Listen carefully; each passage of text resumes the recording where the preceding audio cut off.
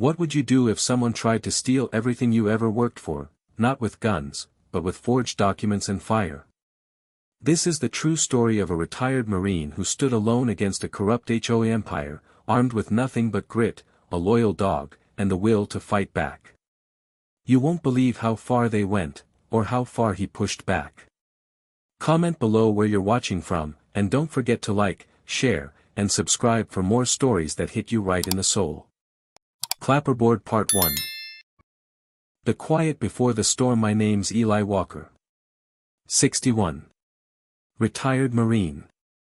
33 years in service, 3 tours, 2 Purple Hearts, and 1 dream, peace and dirt under my boots. So when I retired, I didn't run to the coast or some golf resort. I bought a piece of forgotten earth in Dust Ridge, Texas, a sleepy county where the cows roam free, the stars punch holes through the night sky, and folks still wave at each other just because. I lived simple. Just me, my dog Ranger, and the land. No car, gave that up 6 years ago when my last pickup coughed its final breath. I didn't need it. I had my old military Jeep and a beat-up four-wheeler that got me anywhere I needed to go, usually just the chicken coop or the garden. The town knew me, barely. I didn't visit often.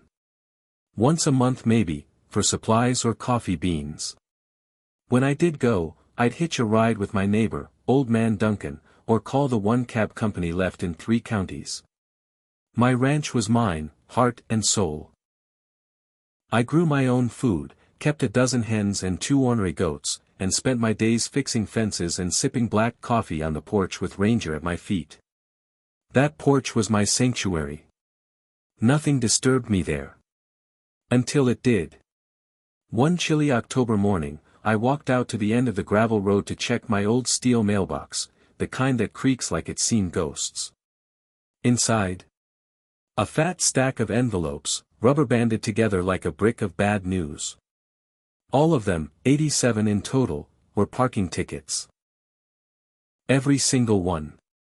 Issued by some place I'd never even been to, Elk Hollow Homeowners Association. I laughed out loud at first. Must be junk, I said to Ranger. Scam mail. But then I flipped to the last page of the packet, and there it was in bold, capitalized ink that punched me right in the chest, notice of lien to be placed on property for non-payment.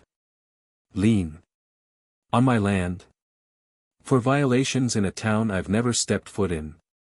For a car I haven't owned in years. That was the first tremor. The first crack in the quiet.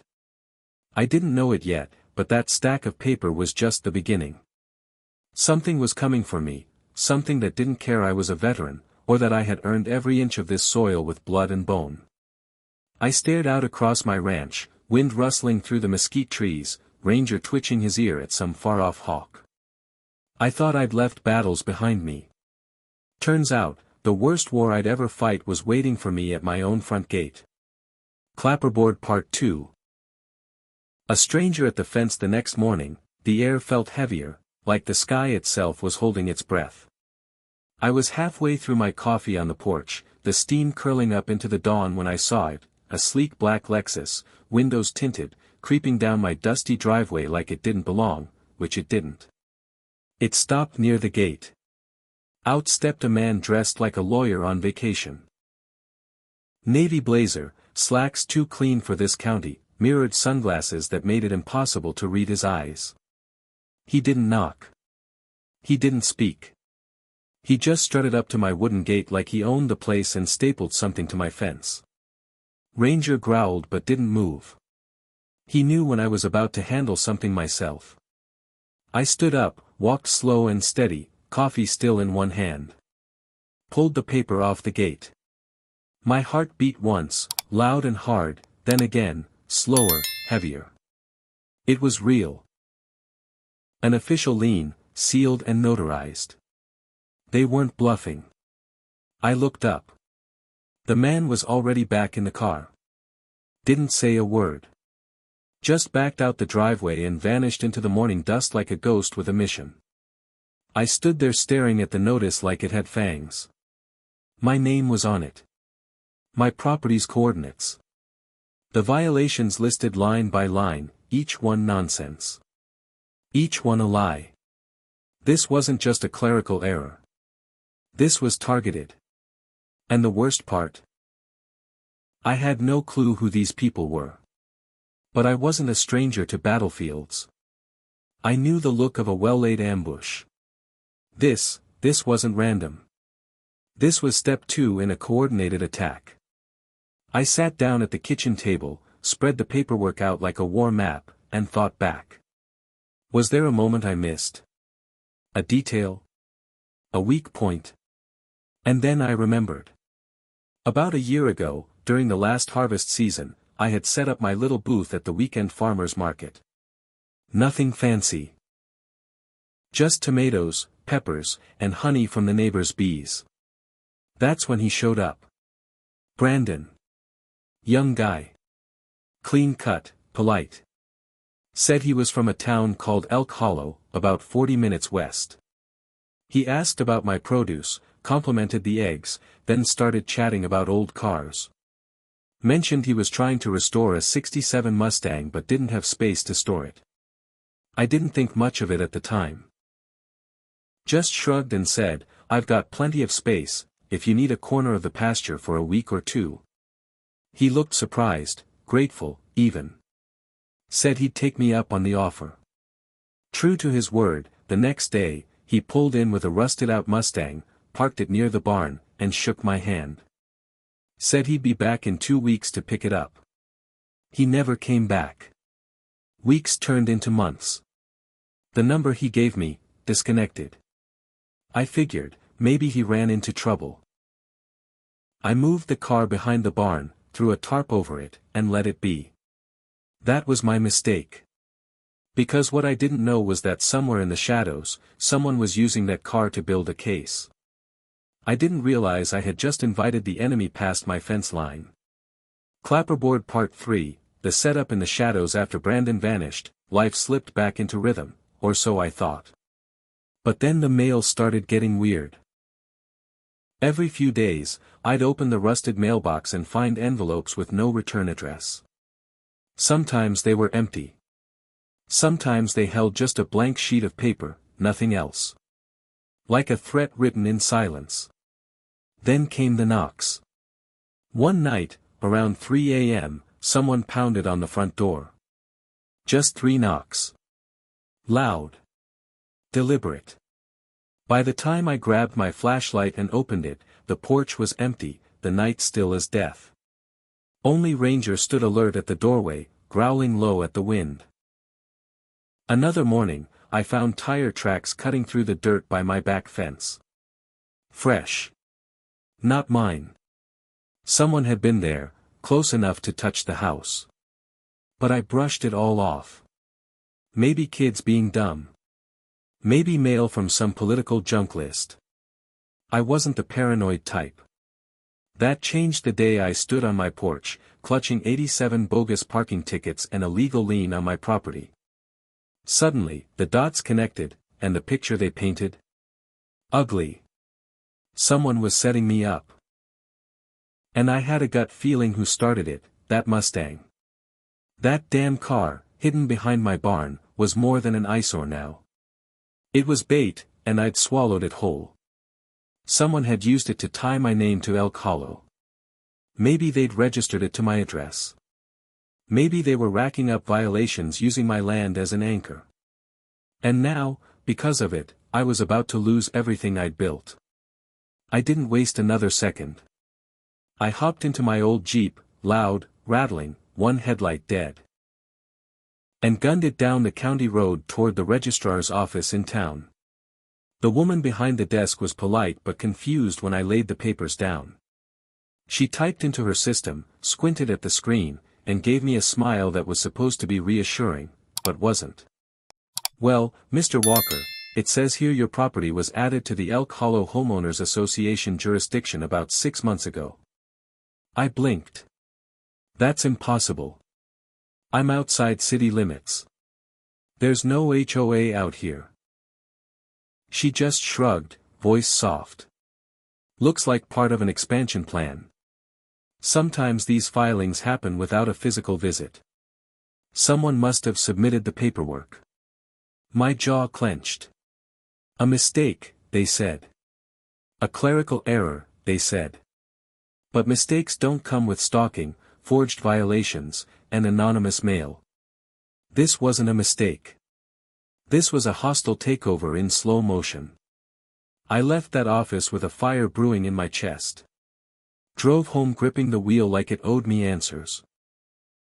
That night, I sat on the porch, Ranger curled up at my feet, the Texas stars cold above me. I'd fought insurgents in deserts halfway across the world. I'd bled for a flag and carried friends home in silence. But now? Now I was staring down the barrel of something worse, a war fought with paper, silence, and lies. And I wasn't about to lose. Clapperboard Part 4. Behind the smiles at Elk Hollow. The next morning, I woke up before the sun had touched the tips of the mesquites. My coffee tasted like grit and anger. I poured it into a thermos, packed a notepad, and fed Ranger early. He stared at me with those tired old eyes, like he knew I wasn't coming back with groceries this time. This wasn't a supply run. This was a reconnaissance mission. I filled the Jeep with the last of the gas and drove west, toward Elk Hollow, a town I'd never set foot in, yet somehow had declared itself king over my land. It was just past 8 a.m. when I pulled into their main street. The place looked like a real estate catalog threw up on a postcard. White picket fences. SUVs polished to the point of reflection. A community park with fake cobblestone walkways and cheerful banners that read, "Welcome to Elk Hollow, where peace meets prestige." It made my stomach turn. I parked just outside the Elk Hollow community office, a red-bricked building with windows so clean they practically glared at you. I adjusted my collar and walked through the double-glass doors. A young woman sat behind the desk wearing a cherry-red blouse and a fake smile that had been practiced in front of a mirror too many times. "Good morning, sir. Can I help you?" I set the LIEN notice down gently on the counter like a loaded weapon. "You sent this to me," I said, voice steady. "Name's Eli Walker. I don't live here. I don't belong to your HOA. And I want to know why the hell you're trying to take my land." Her fingers paused mid-keystroke. When she saw the name on the document, her smile flickered, just a twitch, but I caught it. She masked it fast. "You'll need to speak with our HOA manager, Mr. Braxton." "Great. Get him. He's not in today." "Then I'll wait." She hesitated, then gave me that corporate robot smile again. "You might be waiting a while." "I've got time," I said, taking a seat near the ficus plant that looked more plastic than leaf. I waited. 30 minutes. Then an hour. The clock on the wall ticked too loudly in that too perfect silence. Nobody came. Nobody left. Nobody even offered water. So I stood. Stretched. Walked slowly around the back corridor behind the reception. That's when I saw it. A door. White. Slightly ajar. A label etched in brass, "Records Room." My pulse jumped. I glanced back. The receptionist was glued to her computer. No one in sight. I took one step forward, just a peek. And then, "Sir, you need to leave now." Two men had materialized out of nowhere, private security in matching polos and earpieces. One was young, military cut, name tag that read, Tyler. The other was built like a bulldozer and twice as friendly. "You're trespassing," Tyler said. "This facility is for Elk Hollow residents only." "Funny," I replied. "Your HOA didn't mind sending 87 parking tickets to a man who's never been here." Neither man flinched. Bulldozer just pointed to the door. "You'll need to schedule an appointment with Mr. Braxton." I could have fought it. But I knew better. When a wall doesn't break, you don't throw fists, you find the blueprint. "Fine," I said calmly, raising my hands. No need to call the cavalry. I'm leaving. I stepped outside, boots crunching over the artificial gravel they imported to make the sidewalks look rustic. But as I walked back to the Jeep, something caught my eye. Parked down the street, in front of a house with a fresh for sale sign, was a silver '67 Mustang. I froze. The same rusted hood. Same dent on the rear bumper. Same faint scrape along the driver's side door. Brandon's Mustang. I drove past slowly, circling the block, then parked a little ways off and walked back on foot. The house was empty. Too perfect. Fresh paint. Perfect lawn. Like it had been staged. Behind the garage, tucked away next to the recycling bins, stood a gray shed. The door was open just a crack. Inside, I saw boxes, manila folders, some with HOA printed across them. Others just marked with letters and codes. I didn't get a chance to go in. A black SUV rolled into the driveway, slow and smooth. I ducked behind the hedges, holding my breath. Out stepped a man in designer shoes, tailored slacks, and the same navy blazer as the guy who'd posted the LIEN on my gate.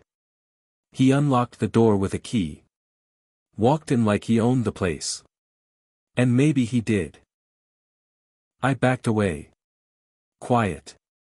Careful. Whoever this man was, he wasn't just muscle. He was connected.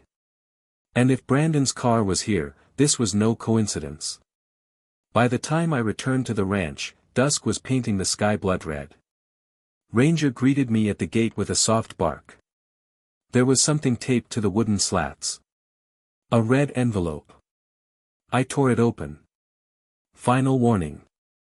Settle balance within 5 days or face foreclosure proceedings. My fingers tightened around the paper. They were serious. They were really coming for my land. This wasn't just some legal bluff. It was a heist wrapped in red tape. But I'd fought worse than this. I didn't survive war to be conquered by lawyers and HOA thugs. It was time to call in backup. Clapperboard Part 5, the war room opens the next morning. I didn't pour coffee. I poured purpose. The sun was still dragging itself above the hills when I tossed my gear into the Jeep, gave Ranger an extra pat on the head, and hit the road.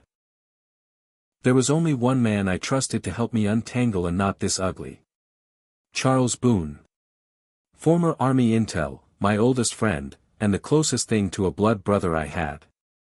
We met back in Fallujah. He saved my life in a sandstorm, and I saved his the next week with 2 rounds and a medkit. We hadn't always stayed in touch, but when you serve with someone like that, it's like time never left a mark. Charles lived 2 towns over, in a modest 1-story house that looked like it belonged to a retired librarian. What the world didn't see was the steel trap of a mind hiding behind that screen door, and the .45 Glock never more than 6 feet away. He opened the door before I knocked, coffee already in hand. "Eli," he said with a slow nod. "You look like hell. I'm being hunted by an HOA. I figured I'd save my best look for the trial." He stepped aside, let me in, and gestured to the kitchen table. "Already cleared. Already waiting. Tell me everything." I did. From the moment I found the tickets, to the man in the navy blazer, to Brandon and the Mustang, to the shed full of files and the final red warning taped to my fence. Charles didn't say much. Just listened, his eyes locked onto mine like he was running battlefield calculations in his head. When I finally stopped talking, he leaned back, set his coffee down, and let out a long exhale. "This stinks," he said. "And not just trash day stink. This is swamp stink." I raised an eyebrow. "That your official assessment?" "Yup. And here's why, Brandon's car showing up in that HOA neighborhood. That's a thread we can pull. Let's start there." He popped open his laptop, fingers moving like a pianist under pressure. "We searched for Brandon's name first, nothing solid. Then we looked into the HOA itself, Elk Hollow Homeowners Association. That's when things started to snap into place. Elk Hollow HOA wasn't just a neighborhood association. It was also listed as a for-profit business. That's not illegal, Charles muttered, but it's shady. He dug deeper. We found incorporation documents. Guess who signed them? Brandon Moore. The same smiling, polite kid who asked for a place to store his Mustang. He wasn't just part of the HOA. He was the founder. So let me get this straight, I said. He shows up at my booth, acts all innocent, parks his car, vanishes, and then a few months later, I'm buried in parking tickets tied to a town he runs. Charles leaned forward, nodding. They needed a tie. Something that put your land on their radar. That Mustang was a setup. He clicked through city planning documents next, something most folks would never think to look at. Buried in a PDF titled Elk Hollow Phase 2 Expansion Proposal, we found it. A map. Color-coded. Digitally stamped. Labeled, confidential. And right there, in the southeast quadrant, glowing like a bullseye, was my ranch. My name, the parcel number, and a fat red outline labeled, pending acquisition. I felt my fists tighten. They planned this, I said under my breath. Months ago. Maybe longer. They need your land, Charles said. And they're using legal pressure to push you out without a buyout. Then he found something else. A parking registry from the city's website, public record. All 87 tickets were filed under the same license plate, Brandon's Mustang. Registered to my ranch's address. I nearly swore loud enough to shake the house. So they parked that car, forged my address, and started racking up violations to create debt that wasn't even mine. Exactly, Charles said. It's the perfect paper trap. No bullets, no noise, just death by document. We both sat still for a second, the reality sinking in. They didn't break into my home with crowbars. They broke in with pens and seals. So, I said, staring at the wall, what do we do? Charles closed the laptop and stood. We go forensic. Document forensics. I know a guy in Dallas, used to work federal cases. If that lien is built on a fake signature, we can prove it. How fast can he move? 2 days, if we grease the wheels. Grease them. I'll pay whatever it takes. He pulled out his phone and started dialing. I grabbed the forged deed from my truck's glove box, still sealed in that red envelope, and handed it over. While Charles made calls, I paced. Every second felt like an hour. Every second, they were closer to stealing my land. When he hung up, he gave me a nod. He's in. Send him the scan tonight. I'll email it now. We spent the rest of the day building a war chest, copies of every letter, every ticket, every suspicious envelope. We even printed photos of Brandon's Mustang parked in Elk Hollow, and that black SUV from the day I got served. But just as I was about to breathe for the first time in hours, my phone buzzed. Unknown number. One line. You're in over your head. Walk away before you lose everything. Charles read the message over my shoulder. His jaw tightened. They're watching you. I stepped outside and looked out across the road that led to my ranch. Sure enough, way out on the ridge, a black car was parked. Just sitting. Engine off. Windows tinted. Watching. I turned back to Charles. Get your bag. If they want a war, they're gonna get one. Clapperboard Part 6, they crossed the line that night, the Texas wind howled like it was warning me. Charles and I stayed up going over documents, cross-referencing signatures, and checking old property records. Every paper trail, every timestamp, every line of ink. We didn't say much, we didn't have to. We were in the zone, the kind of mental combat we hadn't tasted since Baghdad. The forensic expert in Dallas, Rafael Cortez, had responded within hours. His message was short, blunt, and enough to knock the breath out of me. Forgery confirmed. Signature stroke patterns don't match. Notary stamp digitally copied. Crude cut and paste job. But good enough to fool a county clerk not paying close attention. I stared at the email, my fists clenched on the table. My name, forged. A dead notary's stamp slapped on it like a rubber band. It wasn't just fraud. It was war. Charles exhaled slowly. We can use this. But we need to move fast. The county might act on that lien any day now.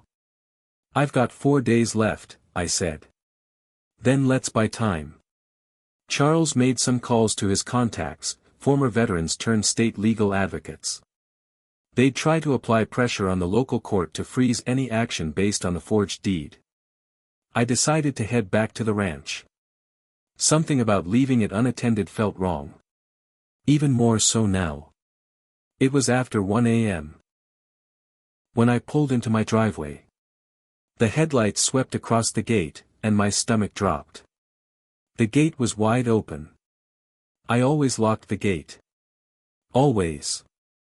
And Ranger, he didn't bark. He didn't come running.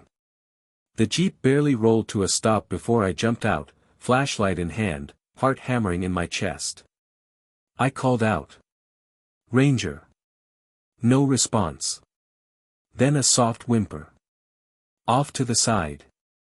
I turned the light. He was limping from behind the barn, dragging one leg, blood on his paw. I ran to him and dropped to my knees. It's okay, boy. I got you. I wrapped him in an old tarp and carried him inside. He was shaken, but breathing steady. Not a deep wound, but enough to send a message. Inside the house. Wreckage. My kitchen window, shattered. Glass scattered like shrapnel across the tile. My drawers pulled open. Cabinets emptied. My office, a disaster zone. My safe. Gone. That was the target. It hadn't been about hurting me or stealing electronics. It was about wiping me clean. That safe held my discharge papers, my grandfather's will, and the original deed to the ranch, the real one. And now they had it. They had both, the forged deed and the real one. And I had nothing. I sat there, Ranger's head in my lap, the silence broken only by the Texas wind crying through the broken window. They'd crossed the line. This wasn't just a land grab anymore. This was an all-out campaign to erase me. By dawn, Charles was back. He brought gauze and antiseptic for Ranger, a bag of breakfast burritos, and something else, resolve in his eyes that hadn't dimmed since the day we fought back-to-back in a desert ambush. You okay? He asked, kneeling beside me. No, I said. But I'm mad. And that's better than scared. He handed me coffee. Let's hit back. By 8 a.m., we were at the sheriff's office. Sheriff Donnelly was an old-school Texan. Thick silver mustache, slow drawl, and a voice that could cut through nonsense like a buzzsaw. He'd been sheriff longer than I'd owned the ranch. We weren't close, but we respected each other. Veterans have a silent language like that. When I told him everything, the break-in, the forged deed, the stolen documents, and the dog, he didn't interrupt. He just sat there, hands folded on his desk, listening. Then he stood. Eli, this sounds like a serious setup. But we're going to need a paper trail that ties it back to Brandon or someone in his circle. We've got a forensic analysis, Charles added. We're working on freezing the lien. Donnelly nodded. I'll have a deputy patrol your place for the next few nights. Just in case they try something again. It wasn't much. But it was a step. That night, Charles stayed over in the guest cabin. I sat on the porch, eyes watching the horizon, fingers resting near the holster under my flannel shirt. I didn't want violence. But if they brought it to my door again, I wouldn't hesitate. Around midnight, the wind picked up. Thunder in the distance. The smell of rain. Then headlights. A truck rolled up my driveway. My hand tightened on the grip. Out stepped a familiar figure. Brandon. Wearing a clean white button-down shirt, hands in his pockets, that smug grin spreading across his face like oil on water. "Evening, Mr. Walker," he said. "You've got 5 seconds to explain why you're here." "No need to get defensive," he said, eyeing the barrel poking from my side. "I just came to offer you a deal. The only deal I want is for you to leave and never come back." He chuckled. "You're a proud man, I respect that. But you're also standing on the edge of a cliff. You don't have the paperwork. You don't have the cash to fight this." I stayed silent. "Here's the deal," he continued. "Sign the transfer. We file it clean. You get a small payout. You walk away with dignity. Or," he leaned in. "Or we take it anyway. And next time, we're not so nice about it." He turned and walked back to his truck. "For days, Eli. Tick-tock." And then he was gone, tail lights disappearing into the dark. I stood there a long while, Ranger by my side. This wasn't about real estate anymore. They'd hurt my dog. They'd stolen from my home. They'd forged my identity. Now they stood at my porch with threats and deadlines. And that? That was their biggest mistake. Because I wasn't just some retiree with a nice view and chickens. I was a Marine. And I was about to remind them why you don't pick fights with men who know how to finish them. Let me know when you're ready for part 7, where the investigation sharpens, the dead notary is discovered, and the scope of the conspiracy explodes into something far more dangerous. Clapperboard Part 7. The ghost in the seal Brandon had left my driveway like he owned the dirt he rolled over.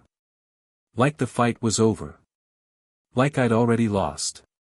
But what he didn't realize is that Marines don't fold. We don't run.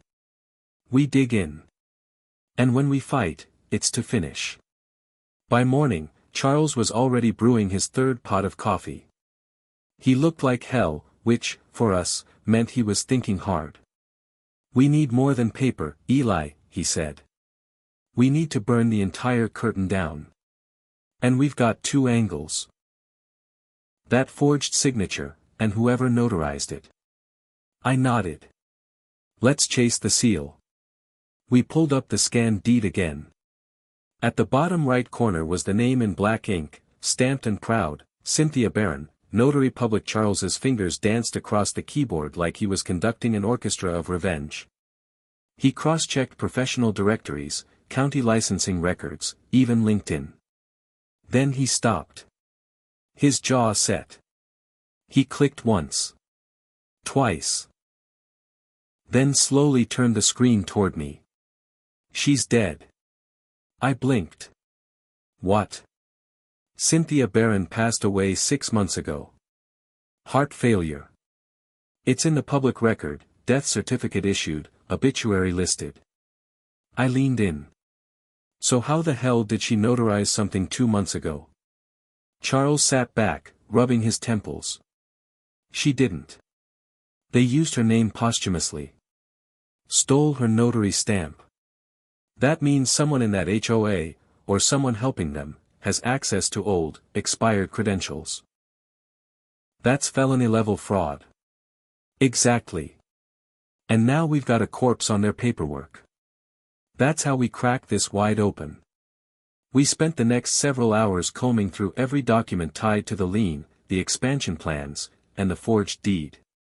We looked at filing timestamps, clerk initials, and digital records from the county website. And then we found it. Buried in the fine print of the expansion documents was a digital stamp of submission, traced back to a law office based in Austin. "Tate and Cole Legal," Charles read aloud. "You ever hear of them?" I shook my head. "But one of their partners, Jared Tate, filed the expansion paperwork tied to Elk Hollow. He also witnessed your presence during the deed transfer. I've never even seen the man, I said flatly.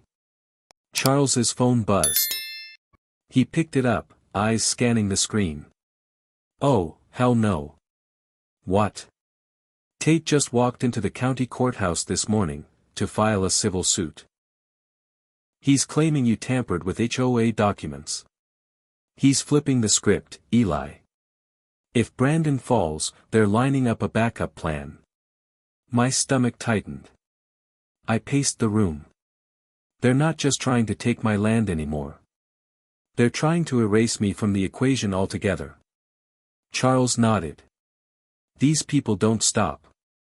They push until you break, or until you push back harder. He paused. It's time we hit the public eye. You mean the news? I mean the blowtorch of public pressure. Charles made a few calls, old friends from his army days, one of them now an investigative journalist for a local news outlet. We gathered the evidence, Ranger's injury, photos of Brandon's Mustang, the forgery report, the notary's death record, the deed files, even screenshots of the HOA's shady expansion map. The reporter didn't need convincing. By sunrise the next day, the headline hit the front page of the Hill County Register. HOA developer accused of fraud, targeting local veteran in land scheme. By noon, news vans were parked outside my ranch. I didn't like the cameras. Never had. But I stood tall on my porch, flannel shirt ironed, Ranger lying beside me like a silent soldier. I told the truth. How Brandon tricked me. How my signature was forged. How my house was broken into, how my dog was hurt, and how my barn was burned to the ground. They came for my land, I told the reporters. They came for my peace. But they made one mistake, they picked a fight with a Marine. The county clerk's office issued an immediate freeze on all lien-related actions against my property. That gave us time. Not victory, time. But then, that night, smoke again. Not from the barn, it was already ash. From the chicken coop. I shot up from bed, heart pounding. Ranger barked furiously, his legs still stiff but his voice full of warning. Charles was already on the phone with 911. We both ran outside, extinguishers in hand. The flames danced higher than they should have. Someone had doused the structure in accelerant. We managed to put it out before it spread to the house, but the coop was gone.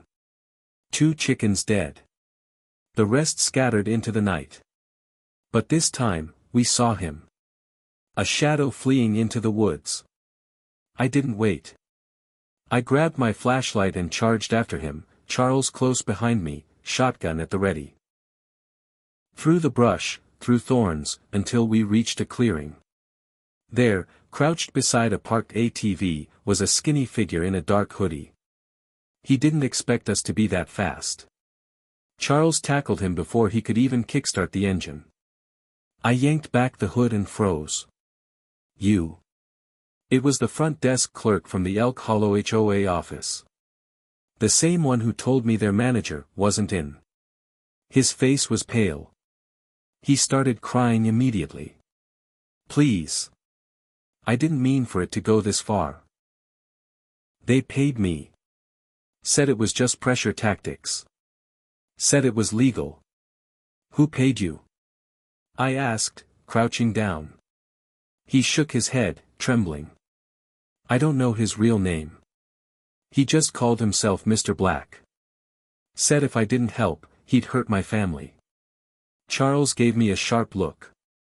Brandon wasn't the one pulling the strings, he muttered. No, I said. There's someone bigger. We handed the kid over to the sheriff that night. He cut a deal, immunity for everything he knew. Text messages. Cash drop locations. Burner phones. Documents. All of it pointed to one name. Not a ghost. Not a rumor. A man. Gregory Blackwood. Clapperboard Part 8, the puppet master unmasked. 3 weeks had passed since the second fire. The chicken coop was gone. The barn still stood as a skeleton of blackened beams and twisted nails. The wind carried the scent of smoke, even though the fire had long since died. But I hadn't. I was still here. Still standing. They tried to scare me off, tried to buy me out, tried to burn me down. And I was still here. Because you don't scare a Marine. The young man we caught, Tyler, gave up everything. The sheriff worked out a deal, and in return, Tyler handed over messages, photos, burner phones, and names. All signs pointed to one mysterious figure, a man called Mr. Black. But Tyler didn't know his real name. Charles did. It took weeks of digging. Following bank transfers, tracing property registrations, peeling back the layers of fake LLCs like rotting onions. And then, one night, Charles burst into my living room holding his laptop like it was the Ark of the Covenant. We got him. Gregory Blackwood. Real estate mogul. Former Austin City Councilman. Public philanthropist. Private predator. Turns out, Blackwood wasn't just behind Elk Hollow, he was behind 5 other HOAs in 3 states. Each one followed the same pattern. Target vulnerable homeowners, veterans, widows, the elderly, then bury them in fake violations and forged deeds. He never signed anything himself. He used proxies. Lawyers. Shell companies. But one signature tied them all together. And now we had it. We took everything to the Texas Attorney General's office. By the end of the month, a task force had launched an investigation. What they uncovered was bigger than either of us imagined. Over a decade of fraud, wire scams, forged notary seals, and even attempts to manipulate county officials. Blackwood was indicted on 42 federal charges, from conspiracy to forgery to attempted arson. Brandon, now a fallen pawn, took a plea deal. He wept in court, trying to save himself. But the judge wasn't moved. And I sure wasn't. As for me, I got my land back. The lien was reversed. The original deed, miraculously recovered, was returned to me and now hangs above my fireplace in a frame made from the barn's old oak rafters. Charles and I rebuilt, barn, coop, fences, everything. Neighbors I hadn't spoken to in years came by with pie, lumber, and handshakes. One little girl brought me a chicken and named her Justice. And fittingly so. Because in the end, they tried to erase me. But all they did was remind me who I am. I am Eli Walker. Retired Marine. Ranch owner. And the last man on earth you should ever try to push off his land.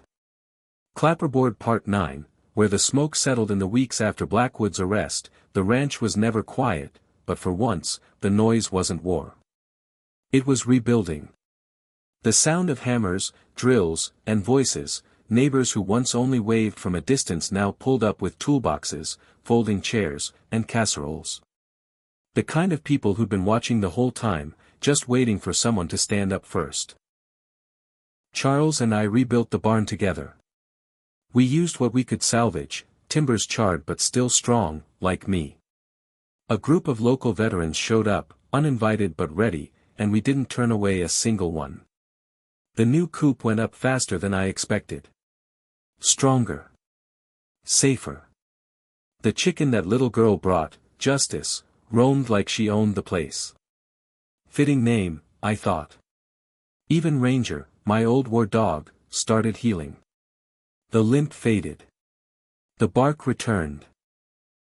He was never the same after what they did, but then again, neither was I. The local news ran follow-ups. Then national outlets picked it up. My phone rang off the hook. Reporters. Politicians. Advocacy groups. Everyone wanted the story. I wasn't a man who liked the spotlight. Never did. But one day, a reporter asked me, "Mr. Walker, what would you say to the people who tried to take everything from you? I didn't have to think long.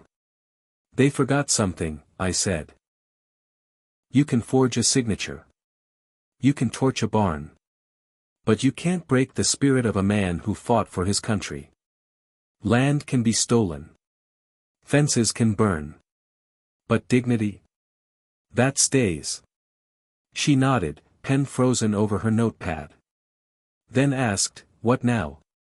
I looked across my ranch. Grass swayed in the breeze. A hawk traced the sky. Ranger lay by the porch, finally resting. Now. I said. Now I live. And I protect what's mine.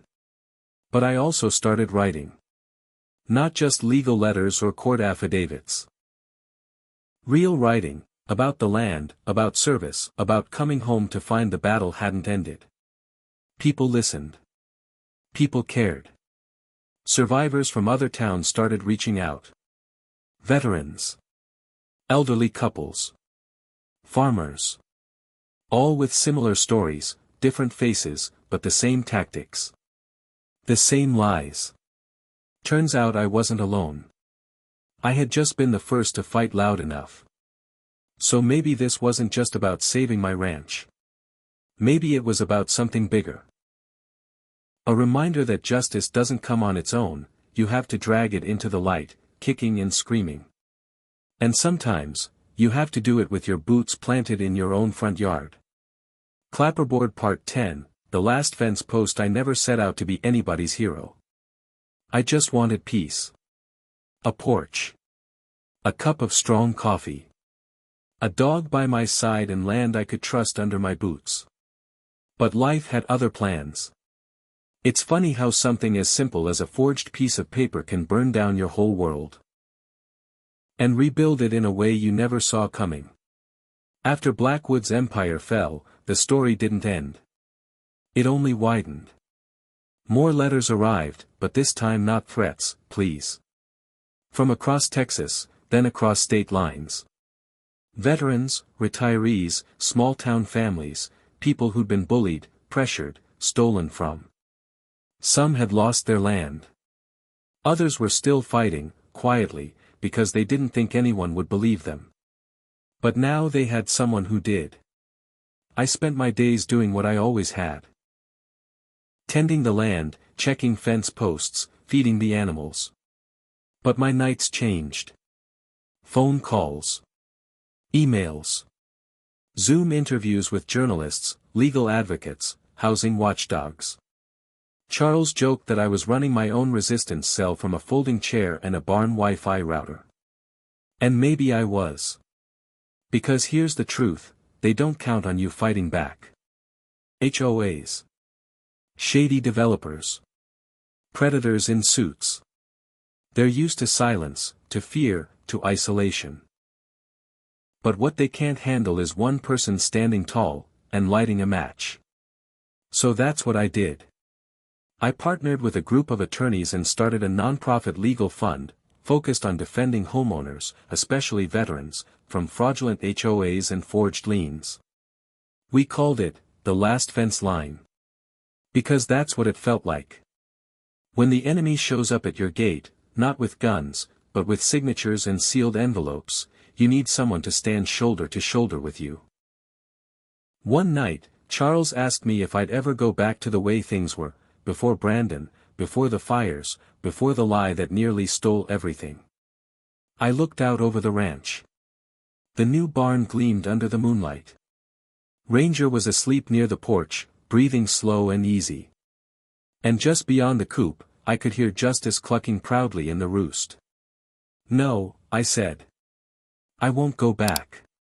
Because I'd built more than fences out here. I'd built a line no one would cross again. I am Eli Walker. Retired Marine. Rancher. Defender of the quiet people with loud hearts. And if you ever try to steal from a man like me, remember this, we don't raise our voices for drama. We raise them to warn you. Because some land doesn't just grow grass. It grows a legacy. And it fights back. Let me know if you'd like a title for the full 10-part series, a video narration script version, or compilation formatting for publishing. Clapperboard Part 11. The wind remembers seasons have passed since the fires died down. The coop's been rebuilt twice now, once from the ashes, once from a storm that ripped through in spring. Life on the land keeps moving, same as it ever did. The sun still sets over the same stretch of hills. The same wind whistles through the fence posts. But everything's changed, too. Because now the land remembers. When I walk the boundary lines each morning with Ranger, his limp almost gone now, I don't just see fences. I see stories. The broken beam from the first fire is now the base of my new porch swing. The scorched barn door hangs on the back wall like a monument. Even the ashes beneath the coop feed stronger grass. The land knows what it survived. And so do I. These days, folks still come around. Veterans I've never met before. Farmers from states away. Young families trying to hold on to what's theirs. They don't come asking for autographs or photos. They come for strength. For proof that it can be done. That someone stood their ground and won. Sometimes they bring letters. Sometimes pies. Sometimes silence. And I give them all the same thing in return, a story and a chair. Because I've learned that when the world tries to erase you, the best weapon isn't rage, it's truth, told plainly. That's why I keep writing. Not just for me, or Charles, or Ranger. I write for the man 5 states away who thinks he's losing everything. I write for the widow who's afraid to answer the door because the envelope taped to her mailbox looks too official. I write for the ones who haven't spoken up yet, but will. Because one day, someone's going to come for your peace. And when they do, you'll have a choice. Let them walk in. Or stand tall and make them earn every inch they try to take. As for me, I'll be here. On this land. Until my bones turn back into the soil that raised me. Because this ranch, it isn't just a patch of Texas dirt. It's a promise.